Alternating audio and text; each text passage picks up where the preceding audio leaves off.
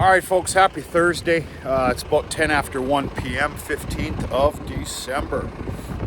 We got a little bit to talk about here. I've never been one to hold back on changes I need to make. Let's say maybe even a screw up or whatnot. Not necessarily for educational purposes. I've always said, don't follow my lead, for God's sakes. But then again, if it helps one person, then good deal. Okay, little lesson learned here. And I did learn it later in the year. We're not going to go there, but you could see my second crop and even my third crop bales. Not this stuff, that's that low moisture. The keener eye can tell that knows what they're doing with alfalfa baleage, that I've got two problems. I got two avenues that need to be tightened up a little bit. No pun intended, because one of them is I need to tighten up the round baler. Baleage is a tricky beast. I know equipment is made to handle it. I went into the year, this was my first product of the year this summer, late spring.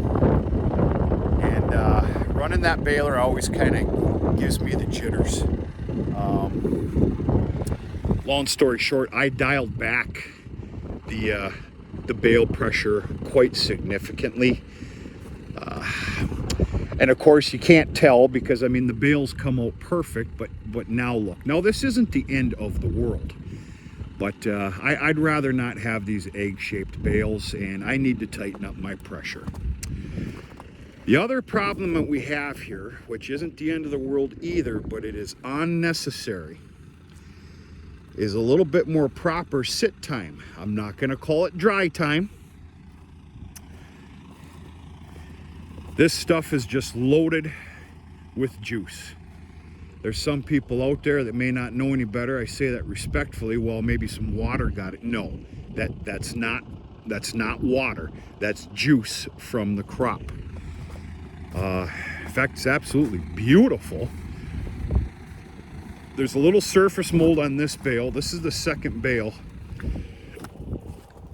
This was the first one, and I had those end caps I used up. I don't like them. I'll be feeding this out. Wow. So the truth of the matter is, when I went after baling this stuff, there was more than a sufficient normal amount of time for it to just sit. This was the biggest, monstrous, record-breaking first crop of alfalfa that I've ever witnessed with my own two eyes. It probably could have sat for about maybe another day. It was windrowed, so it went to hurt it.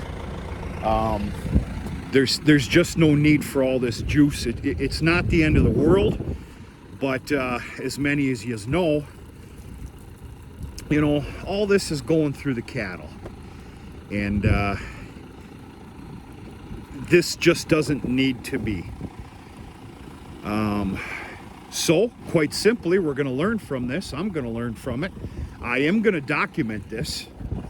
You'd be surprised the amount of documents I put down, reminders and remembrances. It's the only way I learn. So I'm too damn forgetful. Yeah, we got our storm, by the way, which a lot of it's already disappeared. It might look like it's cold right now. It's not. This snow is melting like there's no tomorrow. We'll talk about that later. But yeah, thankfully I've got a half a brain, and I did know that I needed to make some changes into the season, and this will be basically the only egg-shaped extreme juicing product that I have. You can probably even tell by eye the roll over. That's a lot better, a lot firmer bales, and whatever. But yeah, so here I am opening up the alfalfa, It's in preparation. The cows aren't getting this. I do not choose to feed the cows any of this wrapped alfalfa until the time absolutely comes. And that's a good little ways away. Between all the silage that's left. It was too windy this morning. I couldn't feed silage. I'd have lost half of it in the wind. Between the silage and the sorghum, the cows won't be seeing alfalfa till probably, oh hell, I'm just gonna say February.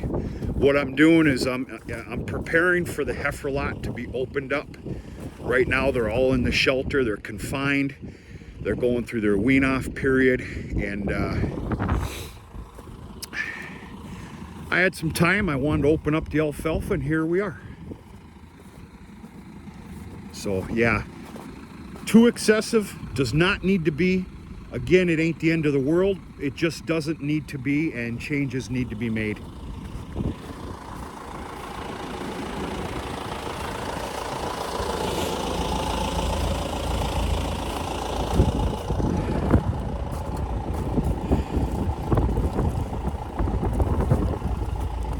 Wow, is that fantastic.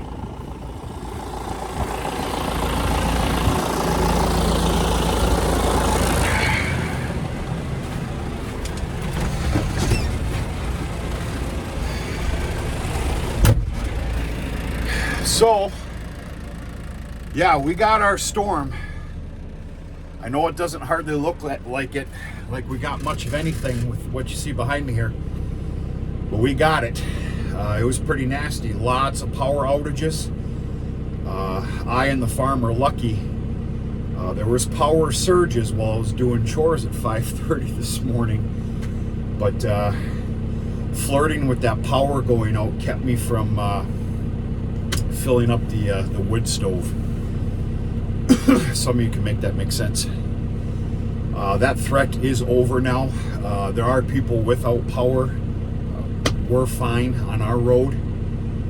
And yeah, I kid you not, it was hard to see going to the barn this morning at 5:30.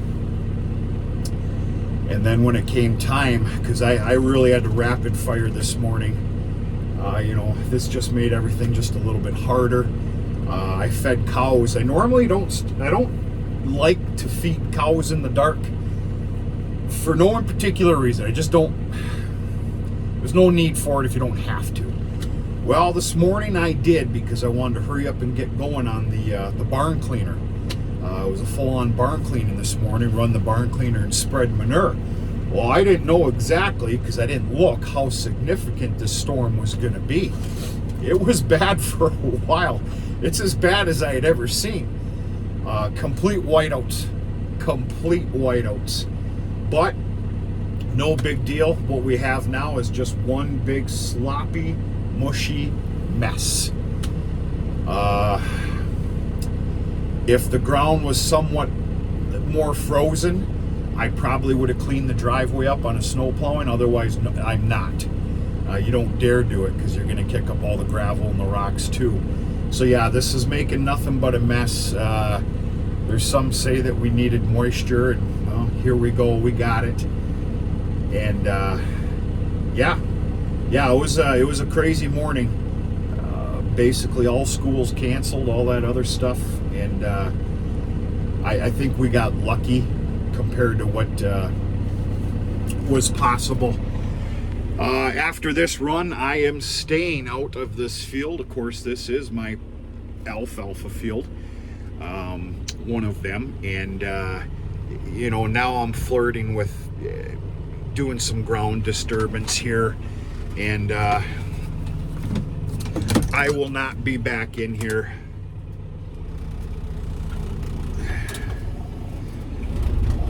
Just quite simply take a different path. But yeah, no, it feels real good to open up some of that alfalfa baleage. Very pleased with the wrapper. Did a fantastic job. I'm not saying it's rocket science. It's just, it's nice to see. I don't know how to explain this, but on that H&S wrapper, compared to what I'm used to, I need to tighten up. I don't know how to make this make sense. I need to tighten up the revolutions. Basically, more wrap. Now, everything's sufficient, fine, hunky-dory so far, but I can tell I need to up the ante on my wrap as well. It did show signs of that on the rye, I will admit that. But, yeah, little lesson learned here, I guess. That's the way we're going to take it.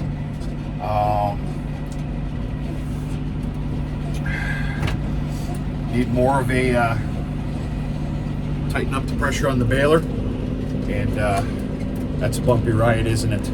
Okay, I won't do that. And yeah, watch that first crop. If you got a monster crop in a windrow like I was blessed to have, thank God, because the rest of the year was shit. Doesn't sound so thankful, does it? You got to watch it. Your eyes will play tricks on you, you know, in the early summer, you know, 1st of July or end of June, whenever you're doing your baleage. But all that juice, and there's no need for that. A guy doesn't need to make a product like that, in my book anyway. So that's it. This is the grassy alfalfa field. Most of you know that to follow the channel. There's some new fertilizer, new manure out there from this morning. And we're going to see how this winter goes as far as keeping on coming out here. Well, there's no choice. My feed is out here. And yeah. I have a feeling that this winter there's going to be a 12-pack of beer and the tractor and the bucket and shoveling out snow at night. That actually sounds pretty damn good to me.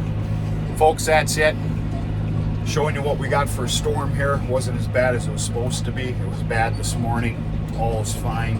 And showing you this alfalfa and what I'm going to call a little bit of a lesson learned. Not the end of the world, though. We're going to talk to you sooner and later.